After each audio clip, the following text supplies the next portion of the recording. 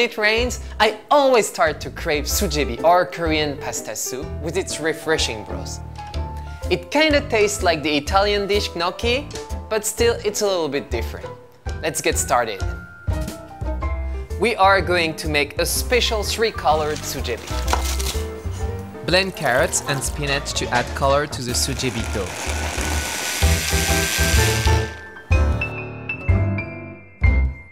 Use a sieve to remove the big chunks of carrots and spinach. Now, use the carrot and spinach water from earlier to make orange and green dough.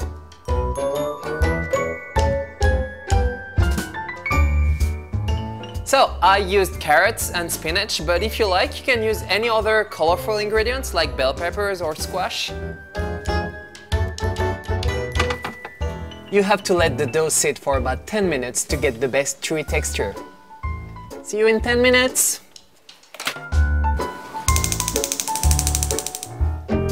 So while we wait, let's make the anchovy stew.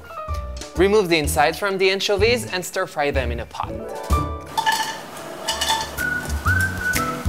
Stir frying the anchovies will reduce the fishy smell.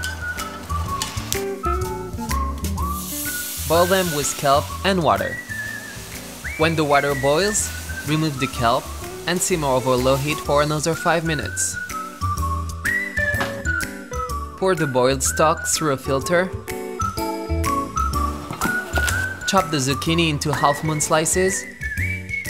Chop the potato into squares. Cut the leek into small pieces and chop the onion as well. Okay, so now all the ingredients are ready. Put a bit of sesame oil into a heated pot. Stir fry some diced garlic. Then add the anchovy stock and boil them all together. When the stock boils, put the potatoes and tear off thin pieces of the sujebi dough and put them in the pot. Tear pieces as thin as you can to get the perfect soft chewy texture. When the sujebi rises to the surface like this, add the vegetables. Now, let's take a look. The sujebi slices are transparent, which means they're ready. Now, finish it off with soy sauce, salt, and a bit of pepper.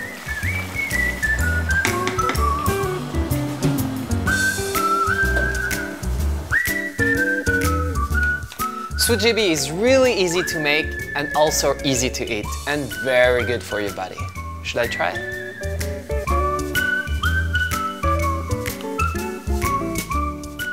It's really chewy and good. What looks good, tastes good.